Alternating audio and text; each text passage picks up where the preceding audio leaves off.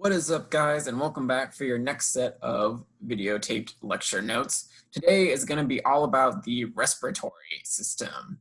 So how we get oxygen into our body and get carbon dioxide out of our body. This ties in really well with the circulatory system that we talked about the other week, because that one, if you remember, is all about circulating the oxygen around our body. And it's due to the respiratory system, mainly our mouth, our throat, and our lungs, why that oxygen is there in the first place. So with that, let's go ahead and get started on the notes.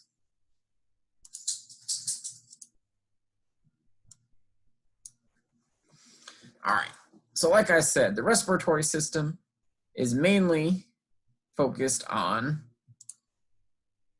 the mouth, the throat, the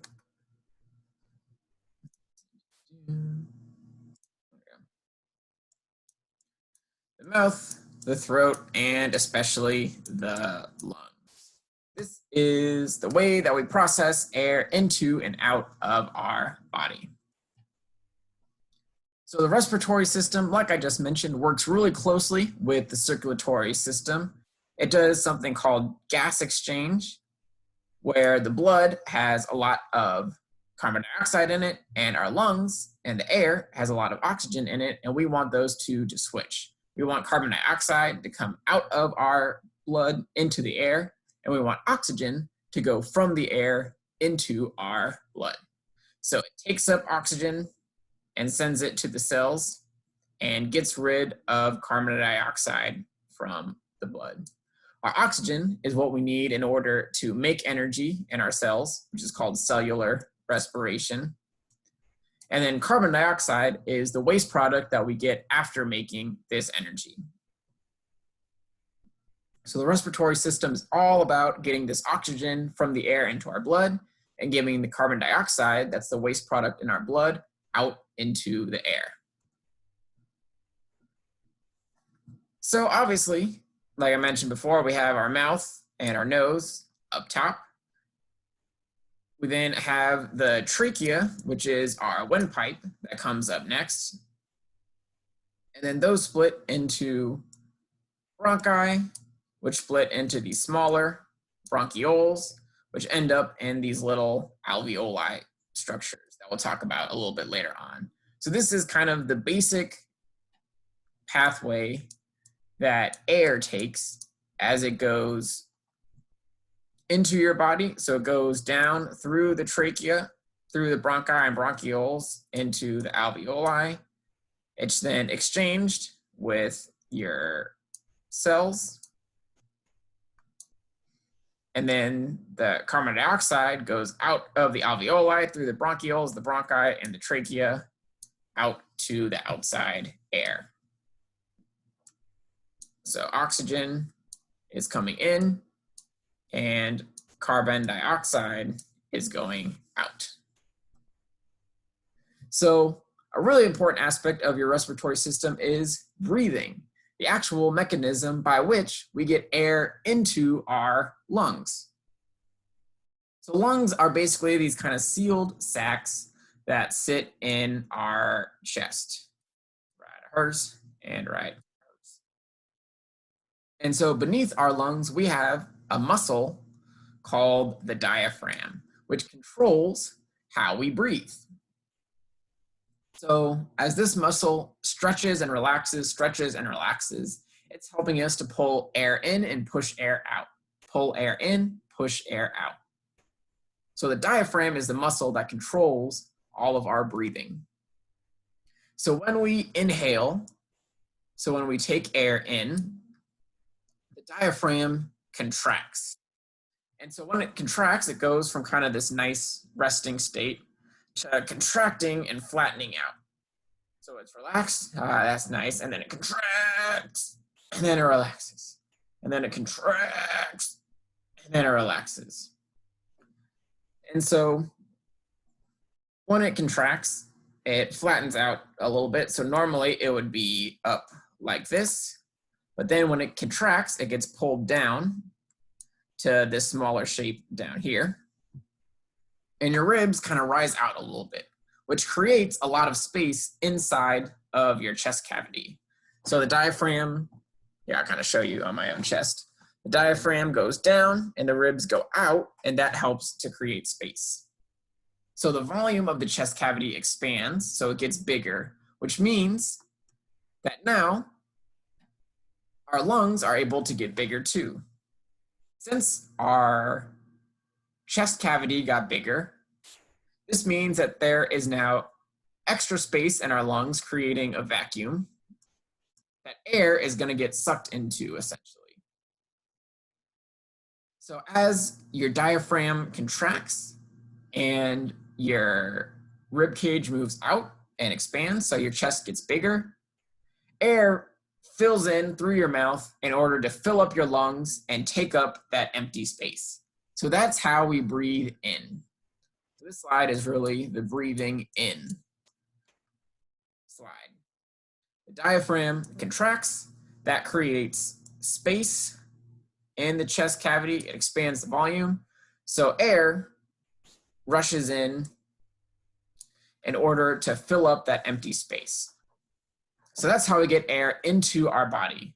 We have this expansion of our chest, and so the air rushes in order to fill up that space inside. Now, when it's time to breathe out, we have much more of a kind of relaxing sensation. So the diaphragm relaxes and goes back up. And so now it's arched up a little bit more than it was before. So now the rib cage lowers a little bit.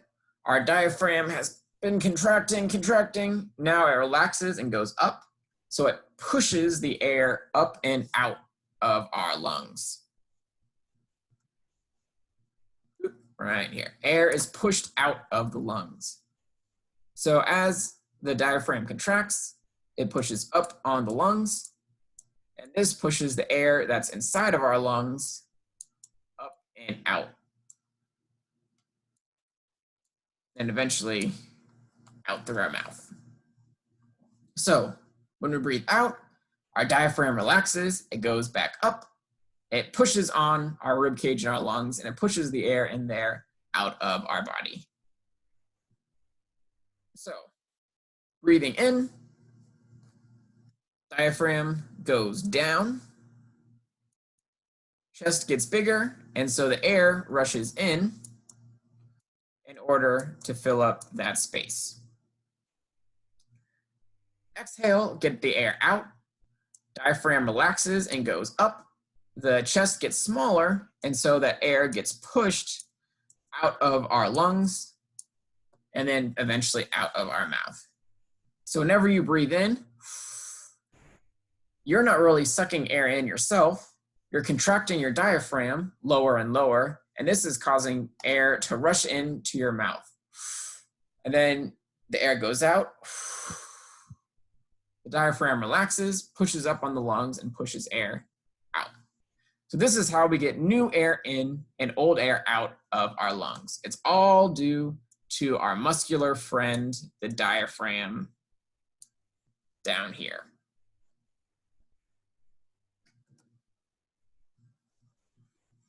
So that's kind of the mechanics of how the respiratory system actually works. Now we're going to talk in a little bit more detail about the different parts and how exactly it is that we get the oxygen into and the carbon dioxide out of our blood. So the main structures that we're going to focus on for the respiratory system include the upper respiratory tract, your nose and mouth up here, your pharynx and your larynx, which are right around here, and your trachea, or a lot of times it's just called your windpipe right here. So that's the part that's kind of from the neck up. All this stuff is in sort of the top part of your chest and up to your head. Down in your chest, where your actual lungs are, we have the bronchial tree, which is basically just these two big bronchi right here. splitting off into smaller and smaller and smaller pieces. And then the actual lungs themselves, which house all these different bronchial systems. So let's go through these kind of one by one and talk about what each one of them are. So obviously you have your nose up here at the top of your, or kind of the midline of your face above your mouth. You have the big nasal cavity on the inside. So here is your actual nostril. And then here is all of the interior portion of your nose. You don't really have to know about the actual structures inside of the nose. Just know that it's one of the ways that we're able to pull air into our body.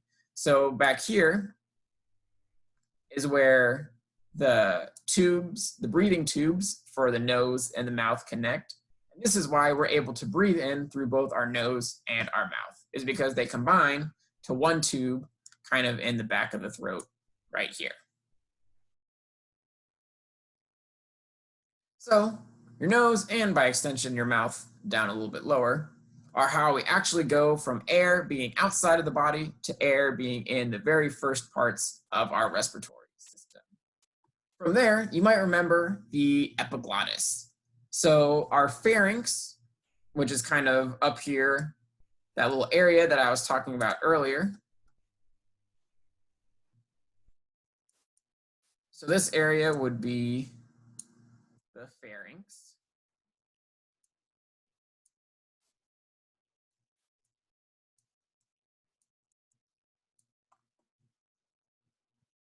Right back here. So the pharynx is kind of where air and food are still able to combine. We haven't split up the digestive system and the respiratory system quite yet. That happens thanks to our friend, the epiglottis. So you might remember him from our digestive system. This is that flap. So this is this kind of little flap we do right here. And so the epiglottis is usually flapped open because for the most part, we're usually not eating. Well, I mean, maybe during quarantine that's changed a little bit, but for the most part, normally we're not eating all the time, but we are breathing all the time. So our epiglottis stays open, which is what allows our windpipe, our trachea right here,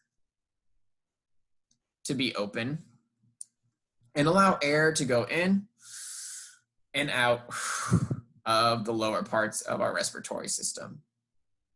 Now, when we swallow something, so when we're eating or drinking something up here and we swallow it, that epiglottis flaps closed.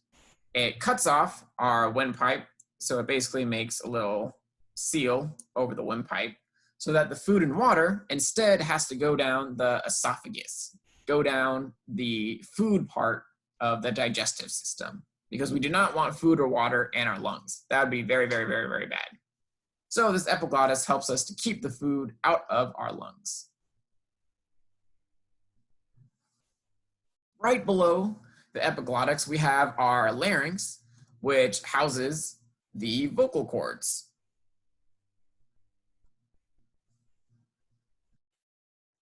So that's what, it's not labeled on here, but a whole bunch of other stuff is, but that's what these kind of two little flaps are right here. These are our vocal cords. These are what vibrate as we push air over them and allow us to talk. So the larynx is this kind of top part right here that contains the vocal cords. Our trachea, once we get past the pharynx and the epiglottis and the larynx, those areas are all pretty small. They're all like here, and your larynx is like right here, your epiglottis is somewhere back here. Your trachea is what goes from the bottom of your larynx here, so this would be like the larynx right here.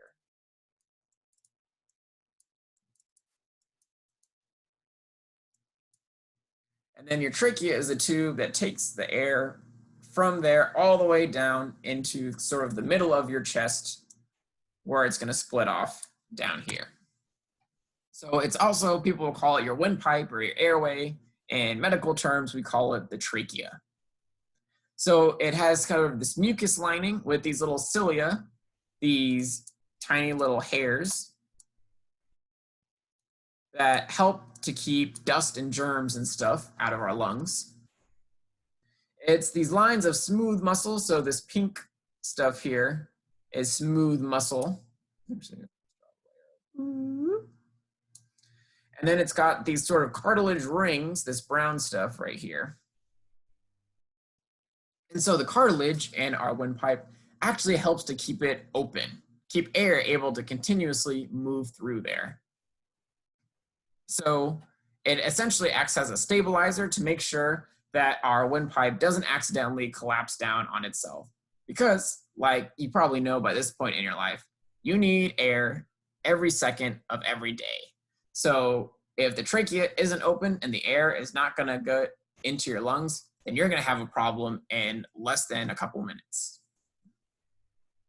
So once we make it all the way down the trachea into our chest, it splits down in the middle of our chest. And this is because, as you also probably know by now, you have a left lung over here and a right lung over here. The trachea is just one tube, so it has to split into the right bronchi, which would be right here, and the left bronchi, which is this guy right here.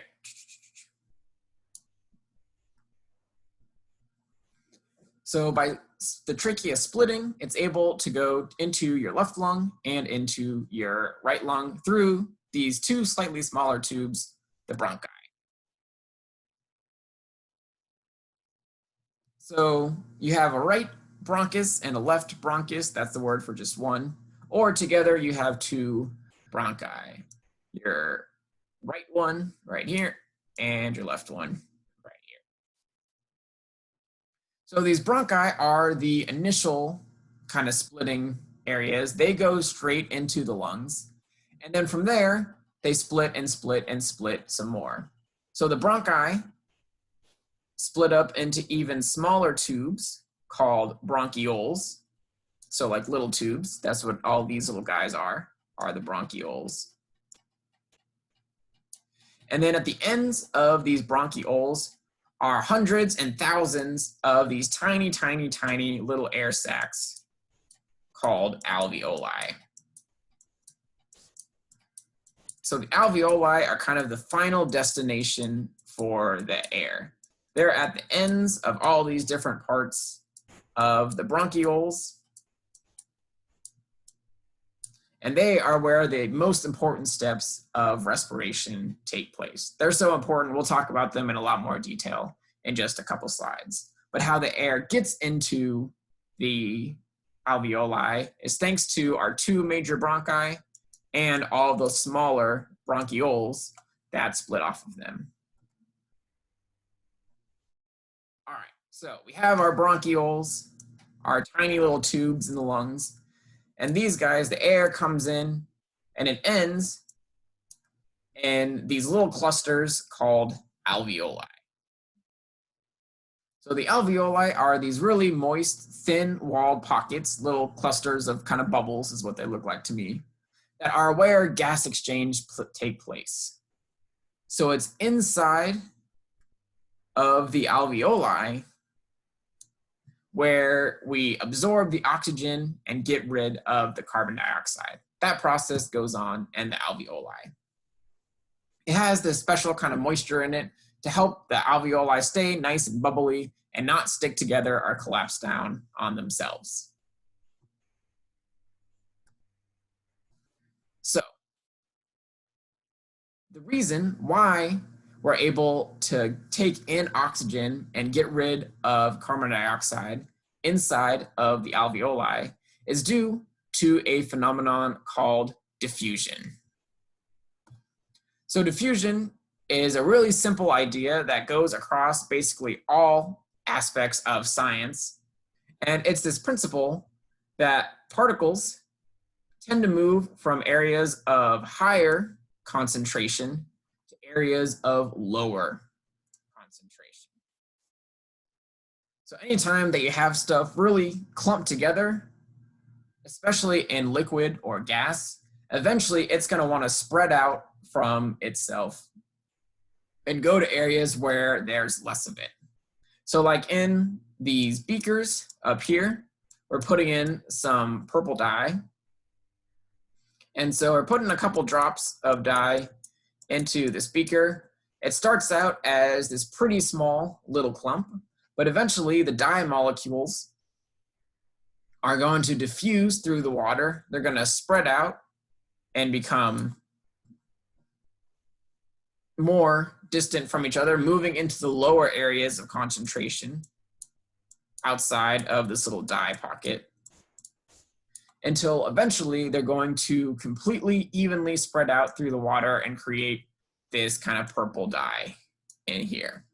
Same thing going on in this picture down here. In this case, it's a much more general kind of cartoon of a whole bunch of particles that are in a very high concentration up in this corner of our container, but they want to spread to these lower concentration areas. So the particles spread out, but there's low concentration areas still. So we're going to keep spreading until eventually we've got a totally dispersed and diffuse set of particles. The same thing happens inside of the alveoli in our lungs. The air has a high concentration of oxygen, while our blood has low concentration. So as we have this high oxygen air coming in to our alveoli, that's where it's meeting up with the blood vessels, the little capillaries that we talked about in the circulatory system. That's where this diffusion is going on. So as the air comes in, the air inside the alveoli has lots of oxygen. The blood inside of our blood vessel does not have very much oxygen. So the air diffuses from the oxygen, diffuses from the air into our blood.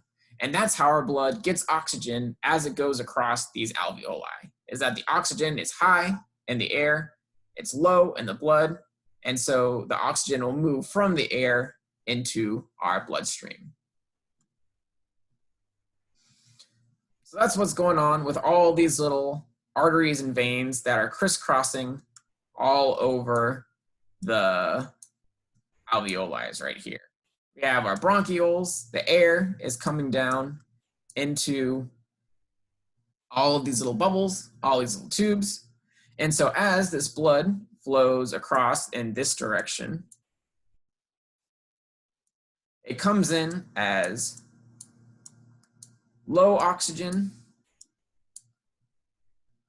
Then the oxygen from the air will diffuse and go into our low oxygen blood, so that then when it leaves from the alveoli, it will be high oxygen blood.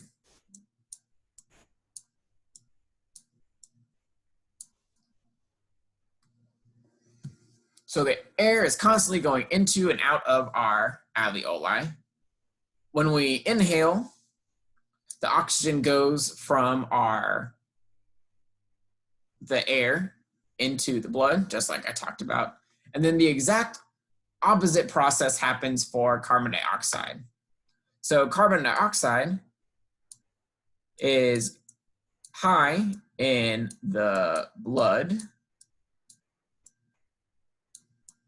but it is low in the air. So carbon dioxide during this process will naturally move from the blood into the air, so that when we breathe out, we get rid of all that carbon dioxide that left from our blood. So gas exchange is this process of taking oxygen in from the air and bringing it into our blood, and taking oxygen out of our blood and putting it out into the air, all thanks to diffusion. So the oxygen diffuses into our blood since there the oxygen concentration is lower. The carbon dioxide diffuses out of our blood because the air has a lower concentration. So there are these big clusters. Again, here you can see our blood coming in, picking up the oxygen from the air, and then leaving to go back to the heart. So every single one, this is just shown here for demonstration, but every single one of these little alveoli bubbles has the exact same network of capillaries going across it. Every single bubble has these really, really small blood vessels that are carrying blood, picking up oxygen, and getting rid of carbon dioxide. So if we were actually able to look at gas exchange happening down at the microscopic level, this is kind of what it would look like. So the alveoli, like we've been saying, is where this gas exchange is going on. We have, so this is the alveoli right here.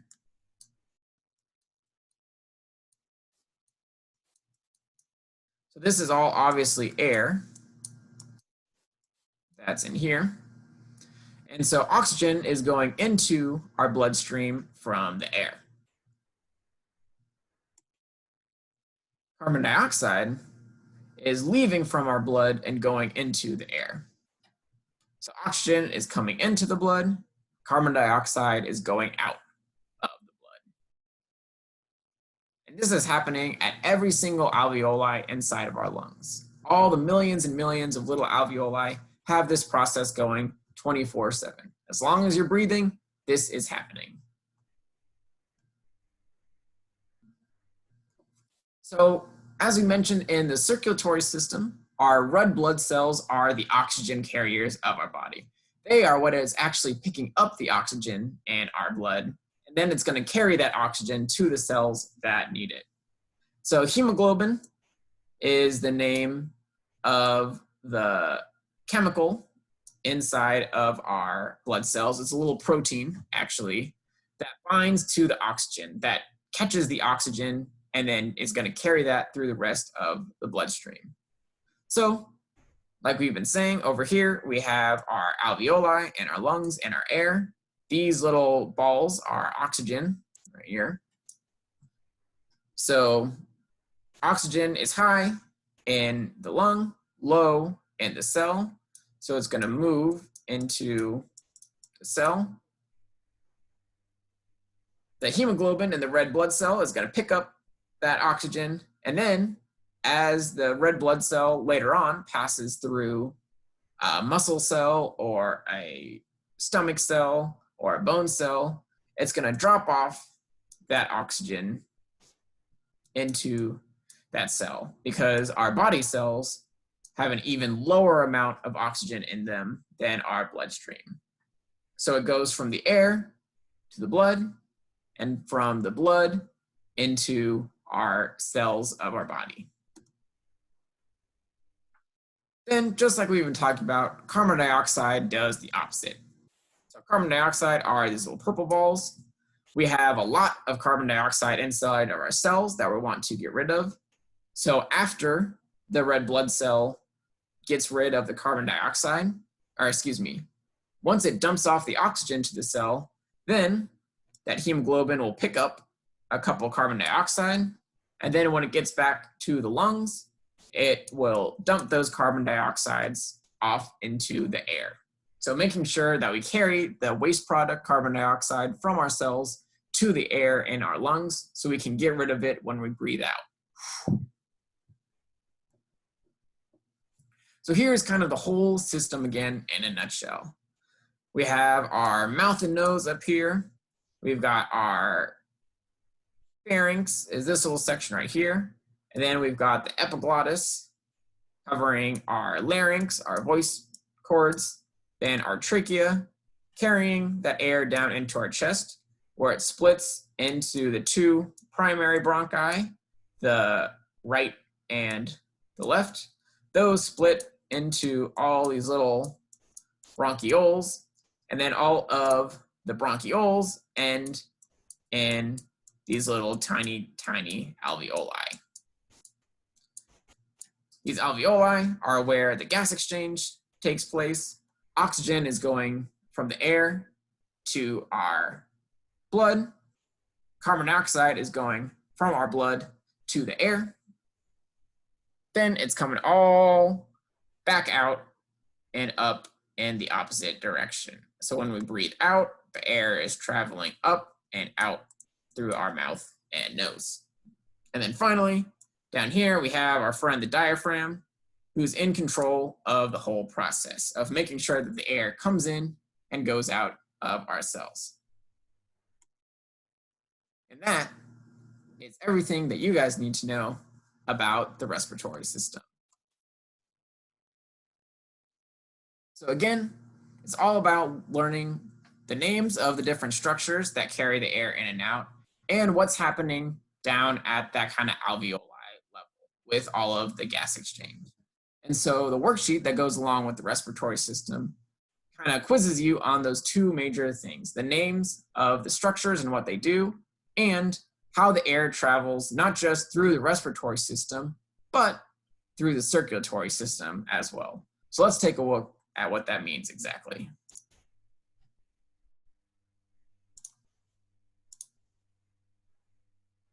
So here, let me zoom out a little bit.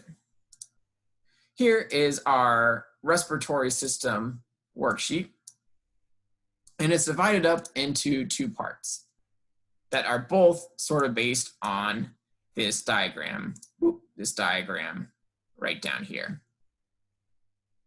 So the first part is pretty simple. For all of the different structures, 1 through 9, you're going to identify their letter down here. So by letter, it means these letters on this picture down here. So you're going to find the letter that goes with the nose, that goes with the trachea, that goes with the diaphragm. And then you're just going to write a short explanation of what each structure does. For the most part, it's going to be carries air from this area to this area. So that one, pretty straightforward, pretty simple. The next one is a little bit tricky and a little bit confusing. It looks really scary, but I promise you it's not. You will, though, have to delve deep into your memory banks to remember a little bit about the circulatory system from last week. So for the second part, we're essentially going to pretend that we are one molecule of oxygen, and we're going to trace our path as we go through the entire respiratory and circulatory system. Luckily, they've got a word bank for you down here, and it even lets you know some of the words that you're going to be using twice. For the most part, this is because you're going to use it to describe as the oxygen is going down into your lungs and your body, and then the reverse as it comes back out. So we're going to start with the respiratory system right up here. The O2 goes into our nose, and then it's up to you using the words down in the word bank down here to say, okay, where does the O2 go after our nose, right? First it goes here, and then here, and then here, and then here, and then here, and then here. And so make sure you label each one of those steps in the process. What are the names of the respiratory structures that it's going through?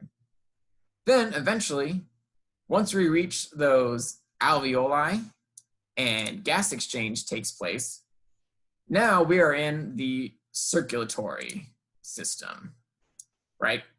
Because now we're in the bloodstream. So then you have to remember, okay, once we're in the circulatory system, what's the blood vessel that takes us back to the heart? How do we go through the heart after we come in from the lungs? What are the two structures, the two chambers in the heart that we go through? When we leave the heart, where do we go next? And then after we go to the body cells and do some cellular respiration, what are the major veins we take to get back into the heart? When we come in through the body, what sides of the heart do we go on? What chambers do we go through? And then what's the name of the vessel that will take us back into the lungs? Once we're in the lungs, once we get back to the lungs, we go into our alveoli in order to get back to the respiratory system right here. And then from there, it's just a matter of retracing your steps in the opposite direction from the first part. So if we're in the respiratory system in our alveoli, once we leave the alveoli, what do we go to? And what's the bigger structure after that? And then what do we connect to get up to the top part of our head? And then how do we end up out of our body? And what is it that we're breathing out? So we're not oxygen gas anymore. We're not pure oxygen, but instead our O has attached onto a different molecule that we get rid of as waste. So that's how the second part of the worksheet goes. You're just going to take the path through the different structures of the respiratory system. Then as we go through the heart and the circulatory system, and then back up the reverse direction out the respiratory system until we get breathed out back into the air.